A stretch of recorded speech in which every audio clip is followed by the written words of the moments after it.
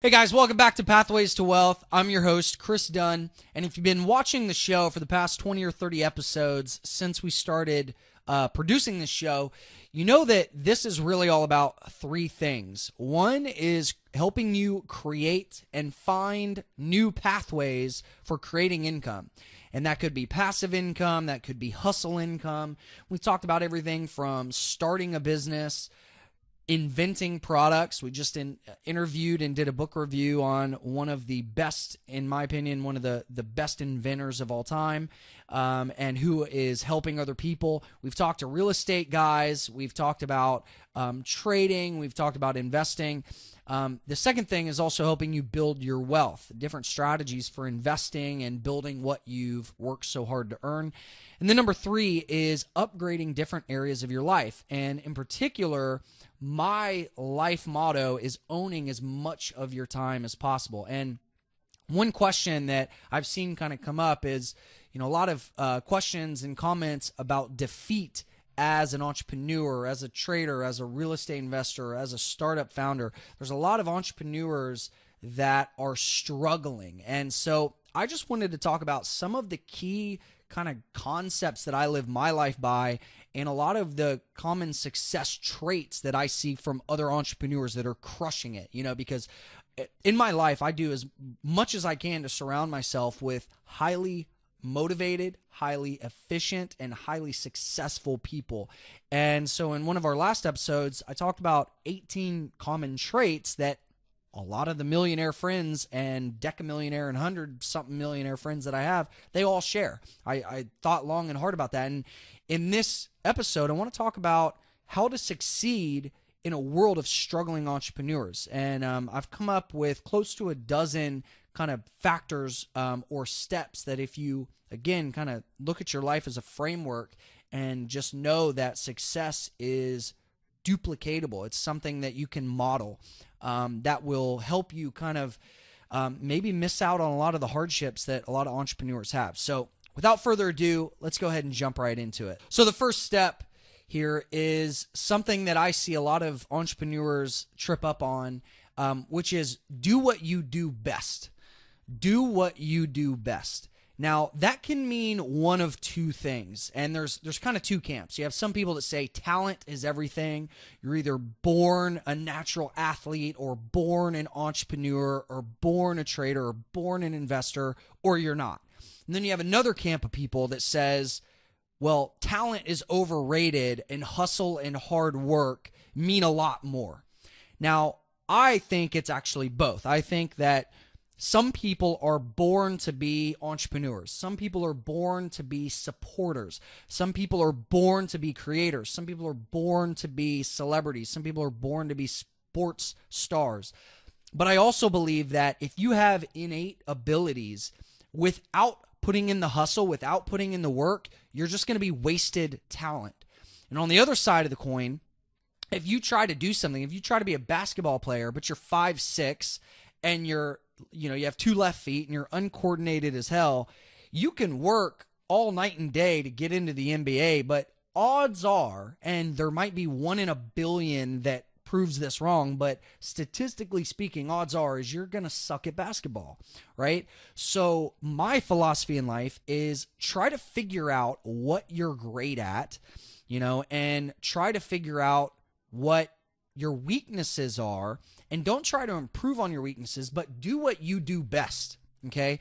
Do what you have an innate ability to do, and do what you've worked hard to develop your skill sets in, and hopefully those things are aligned. And there's a website that I'm going to link up in the show notes. It's called the Wealth Dynamics Profile Test, and he says there's a handful of ways. Roger Hamilton is the creator of this. He says there's a handful of ways that you can build wealth. You can either be a creator, you can develop products, you can create stuff, you can be a star, you could be an investor or a trader, you could be more mechanic minded, you could be a supporter, meaning support other people, maybe be a great vice president or a VP of sales. Not everybody needs to be an entrepreneur. Not everybody needs to be number one. Sometimes, your best spot could be number 2 or number 3. And with the startup and kind of entrepreneur movement that's happening right now, I think there's a lot of people that are getting into entrepreneurship that really aren't entrepreneurs. They could be great vice presidents or great supporters. But that's how, if you take that test, that's where you can really kind of find out where your innate abilities lie, and then work on those strengths, put effort towards doing that. So that's do what you do best. Where if you try to be a jack of all trades, and let's say, you are not great on camera, or you're not a very personable person, and you try to be the star of, your company, that's probably not the best place for you. Or if you're trying to day trade and you take that test and it shows you that you're really not built to think and act like a trader, you might not excel at that, and it might be better for you to do something else, or you might have to really work to reprogram your mind. And Steve Jobs has a quote that I love that says, "Do not try to do everything, do one thing well." Now, after you figure out what you are really good at and what you can work to improve on your strengths, then number 2 is keeping focused and being patient. I see a lot of entrepreneurs and people getting into a business or trying to start a business that are very impatient. They say, "Man, I've been working my ass off for a few weeks or a few months," and then they give up. But think of your business and be very grateful that you have the ability to work at doing what you love. And if you're not doing what you love and you don't wake up every day excited, rethink what you're doing.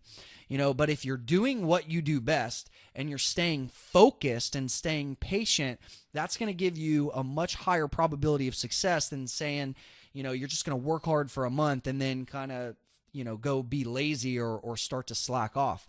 So keeping focus, there's another great quote that I want to read here. People think focus means saying yes to the thing that you've got to focus on, but that's not what it means at all.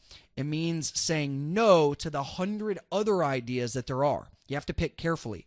And this is actually Steve Jobs that says this. He says, "I'm proud of the things that we haven't done as much of the things that we have done.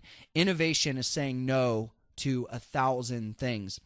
And that's really the hardest thing in being an entrepreneur, is figuring out what is that one thing that you want to bet on. What's the idea, or what's the business that you've done research, you've tried to validate your idea, you've developed your skill set in a particular thing, you've looked at the market, you've thought like Wayne Gretzky and looked where the puck's going to be, not where it is now, right? And you've done all that work, and then now's the time to stay focused and execute and be patient. That's just something that a lot of people don't put enough effort into. And number 3 is to plan and prioritize. Ben Franklin says, if you fail to plan, then you're planning to fail. And that's true. One thing that I like to do is, on a weekly basis, sharpen the saw. And this is one thing that you might have learned if you read 7 Habits of Highly Effective People, is once a week you want to really look at everything you've done for that week, sit down, plan the next week, what worked, what didn't. And again, I love the idea of, I'm a hockey player, so I love thinking about where the puck's going to be. That's one thing we always had to do whenever we were breaking into a zone, is you'd look at, your wingman or whoever had the puck, and you'd go in, and they would be thinking where you're going, and they're going to try to put the puck ahead of you. The same thing is in business. If you're thinking about where a market or where a product or where an idea is today, and you start working towards that, the market's going to move on by the time you've completed whatever you're working on. So you have to think months or years out. Where's this market going? What do people want? What products are already in development? How's the stock market working? What's the real estate market like? You have to really put time and thought into these things to prepare for the future, because if not, you're going to be working on something that's maybe done already. As an angel investor here in Austin, Texas, I get a lot of deal flow. I see a lot of people that are coming up with business ideas, and there seems to be a theme over the past couple of years of, we want to create the Facebook of this. We want to create this small little social niche site, or we want to create the Instagram and the Evernote baby child of this. And it comes to a point where, when you have so many copycat ideas and so many Me Too products, that a lot of these things aren't going to get the $1 billion+ valuations. You have to think about problem solving and thinking ahead of where the market is today, not what's already been done. And then number 4 is build a dream team and delegate like crazy. I have talked about this in past episodes, the fact that I suck at a lot of things. I'm a terrible manager. I'm terrible at tracking and being very diligent and, numbers driven and report driven. I'm more creative and more visionary and more just push, and we'll figure it out later. And that drives some people crazy. But what I have to do to make up for that quote unquote weakness is hire other people that are really, really good at the things that I lack. And you have to be really self-aware of the things that you are good at and work on honing those in, and then delegate your weaknesses. And I have an episode coming up with David Rindle, author of The Freak Factor, where his whole thing is take your weaknesses, take the things that people told you that you suck at, and learn the flip side of that and how to find the strengths of your weaknesses. So you'll see that in an episode that's coming up pretty soon. And then on that, number 5, in addition to, building a dream team and delegating, automate as much as you can. As bad as I am with like details and, being report driven, I'm actually pretty good at trying to automate. You want to automate any type of business function or business process that you can. And there's a lot of tools that you can use to help you with that. So we use Infusionsoft for our customer management systems in a lot of the verticals that we're in. And I'll link this up in the show notes. We'll have some different tools that you can use to help automate, but just start thinking in terms of processes and ways that you can automate things that take a lot of manual time. All right, number 6 is simplify your personal life.